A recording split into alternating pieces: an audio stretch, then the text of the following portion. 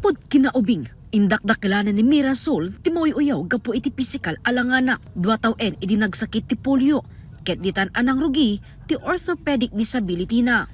Tultuladan da mga magna, tapos ibaga da nga, iparupa da mga pilayak pero okay lang. Narigat mat amam ta, aduto yung malakamam, katipa da mga tao okay lang, at least kat nabiyagak lata.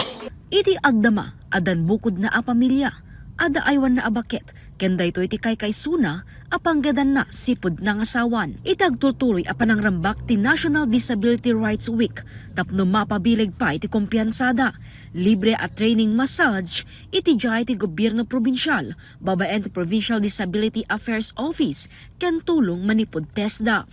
20 ket maysa a PWD manipod na dumaduma nga ili ti probinsya, ti dumalan ti 5 aldaw a massage training. Kasi adot ti PWDs mga agri-request ti pag nayon ti incomes naman kasi kas PWD man manumot ti master kanda ken man manumot ti agala kanyada. So nga massage ti maysa nga napanunot ni Ma'am tapno open kanyada ken kaya da ma'am.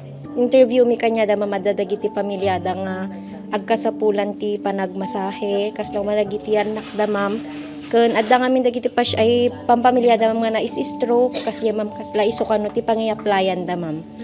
Kaaduan kadakwada ti adaan orthopedic disability, psychosocial ken physical disability.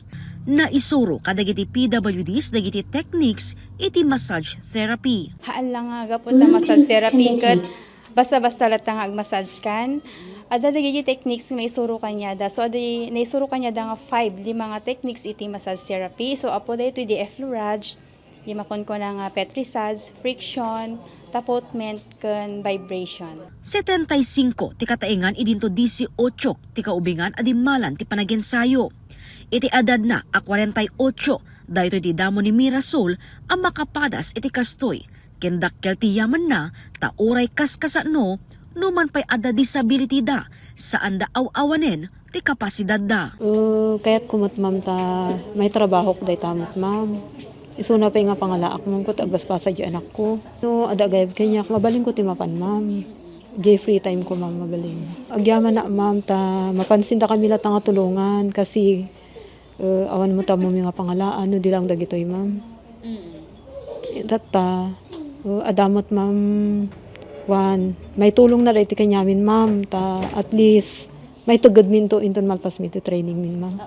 Saan met ang nagbalin alapet ti disabilidad da tapno makasurusuro da dagiti banag amabalinda a pamastrekan. Kasi dati ma'am kot ori anya disability disabled ka man winuhaan. Dati ket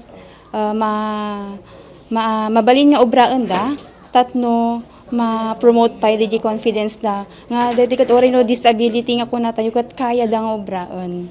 Kid daw dagiti nakipaset ang maadaan da kumati medical kit para iti pagrubwatan da. Di ko medical kit ma'am top nun ada usaran mga ag-BP karigay i-massage mi tami mabalin ma'am mga hami nga i-BP. Aglepas ti massage training da inton bigat. Ken nakalukat ti training program kadagiti mayat nga agpamasahe kadakwada. Ken maijaya daytoy a libre.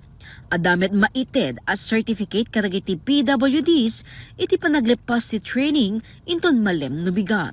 Jessica Boreta, Balitang Solid North.